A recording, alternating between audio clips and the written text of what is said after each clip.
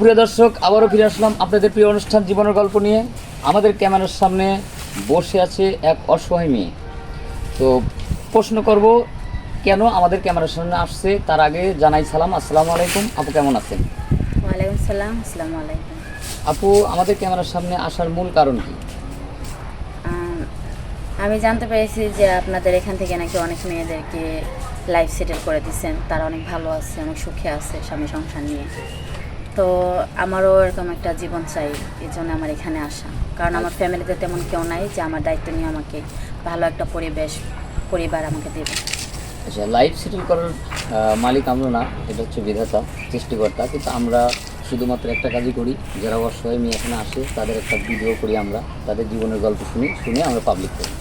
তো ঠিক আছে, সমস্যা নাই, আসছেন। কিন্তু তার আগে আর কিছু প্রশ্ন আছে। প্রথম প্রশ্ন হচ্ছে আপনার নাম, আপনার বাড়ি এবং আপনার পরিবারে কে কে আছে, এটা দর্শক ভাইদের কাছে একটু বলুন, যারা নিয়মিত আমাদের দর্শক। হ্যাঁ, অবশ্যই। আমার নাম রত্না, আমার হোম ডিস্ট্রিক্ট যশোর, আর আমি যশোরেই থাকি। তো ওখান থেকেই আপনাদের ঠিকানাটা জানতে পারি, আর সে থেকে আমার এখানে আসা। আচ্ছা, আর বাবা মা তো আছে?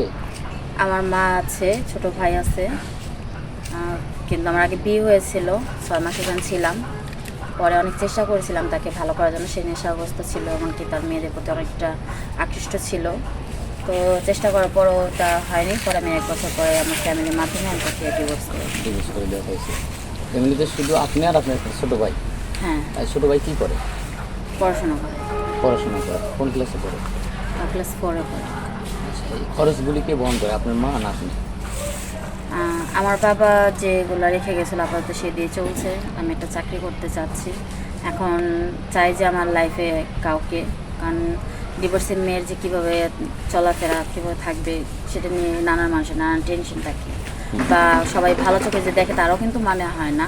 অবশ্যই। তো সেজন্য আমার একজন লাইফ পার্টনার দরকার। যদি সে আমাকে চাকরি করতে দেয় আমি করব, আর যদি বলে যে না, সে আমার সমস্ত দায়িত্ব পালন করতে পারবে, আমার পাশে থাকবে। আমার মা ছাড়া আমার ফ্যামিলিতে তেমন কেউ নেই। যদি আমার দেখা যায় আমার পাশে একটু দাঁড়াতে চায়, আমি সেটা নিয়ে কখনো জোর করবো না। তাহলে আমি মনে করেন যে তার কথা মতোই আমি চলবো। আচ্ছা, কত বয়সে চাচ্ছেন? বয়স যেমনই হোক, বয়সটা কোনো ফ্যাক্ট না। কারণ একটা ডিভোর্সের মেয়ের যে অবিবাহিত অল্প বয়সের ছেলের সাথে বিয়ে হবে এমন কপাল সেই মেয়ের যদি ভাগ্যে মিলে যায়, তাহলে সেজন্য আমার আপনাদের এখানে যদি ছেলেটা দাঁড়িয়ালা হয়, নামাজ কালাম পড়ে, 5 ওয়াক্ত, হ্যাঁ আলহামদুলিল্লাহ, তাহলে তো আরও ভালো। সমস্যা নেই না? হ্যাঁ। অনেকে দাঁড়িয়ালা ছেলে পছন্দ করে না, অনেকে স্মার্ট ছেলে পছন্দ করে, দাড়ি থাকবে না, পাঙ্কোলা ঘুরবে ফিরবে, এরকম। দাঁড়িয়ে রাখাতে সুন্নত। আর আমি যে বলবো যে না আমি সব কিছুই পারি, সেটা কিন্তু না। তবে আমি যেটুকু না পারি সে শিখিয়ে দেবে, এরকমই আমি একজন নামাজ কালাম 5 ওয়াক্ত এরকম পরহেজগার মানুষ আছে।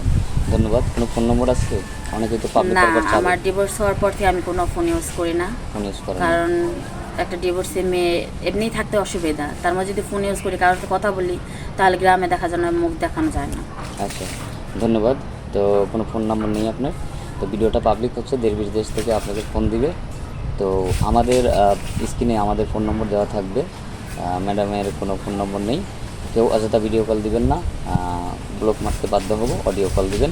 আর সেই সাথে সবারই শুভ কামনা করি, আর সবাই দীর্ঘ আয়ু কামনা করি। ভালো থাকবেন, সুস্থ থাকবেন, আল্লাহ হাফিজ।